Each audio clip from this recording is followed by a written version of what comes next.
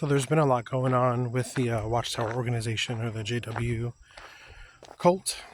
And I just remember I was talking about this in an interview I did with XJW Diaries. And I remember at the time that I was doing the interview, I was kind of flustered.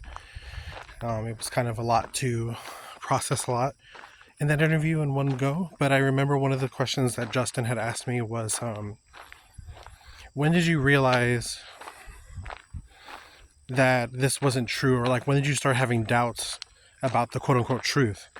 And I specifically remember, and I've talked about this in a few other videos, but it's exactly the moment when I was hospitalized when I was 16, and the elders had came to visit the hospital.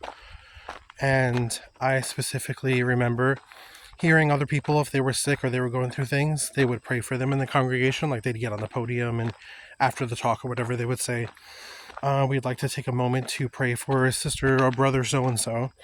And I really needed it at the time. Like, I was at the point where I was wanting it all to be done. So I just remember being in, like, one of my lowest states and asking, can you please just have the congregation pray for me? And him just being like, I don't really think that's a good idea. And it was right there, I think, because when I was already doubting, but I think when I got to that moment there at 16, I was like, I'm done. Because I was like, so you're telling me because it looks bad on the organization, because we're all supposed to be so happy and wonderful and the best life ever and everything, that because I'm not falling in line with what you preach to people we're supposed to be, and I'm asking for help and assistance spiritually, you're going to deny that from me? I just thought that was very interesting to hear, especially that it was like right in front of my parents and they didn't bat an eyelash at it. And there was another elder there and he didn't bat an eyelash at it. And so that basically told me that it was complete bullshit.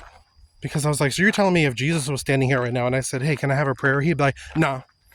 What? That's bullshit and you know it.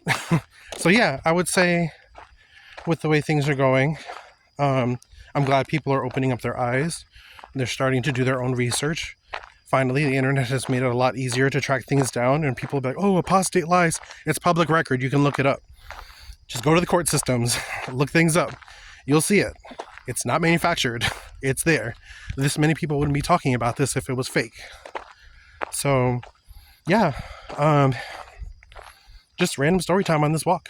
But, yeah, I think that was the moment, and I'm glad that you guys are having your moment. Stay strong.